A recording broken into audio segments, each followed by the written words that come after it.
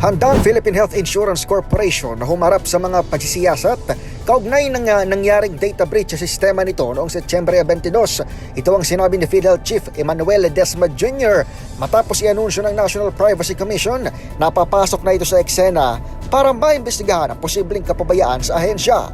Ayon sa state insurer, makikipagtulungan ito sa mga investigasyon ng NPC, National Bureau of Investigation at Philippine National Police. Una nang humirip ng isang task force ang PhilHealth para imbestigahan ang nasa likod ng Medusa ransomware na nagpakalat umano ng mga nakuha nitong personal data sa ahensya. Samantala, hinimok ng PhilHealth ang mga miyembro nitong isnabi ng kahina-hinalang mga text, tawag o email bilang pag-iingat pagtapos nga ng nasabing data breach. Umapela ito sa publikong huwag sagutin ang mga mensaheng nagdedemand ng click o pagbibigay ng one-time password at i-delete ang parehong mga messages sa email ng mga ito. Gaya ng payo ng mga eksperto, dapat umanong magpalit ng password o i-activate ang two-factor authentication sa mga online account ng mga individual na posibleng naapektuhan ng nasabing data leakage. Para sa kauna-unahan sa Pilipinas, DZRH, ito si Edniel Parrosa.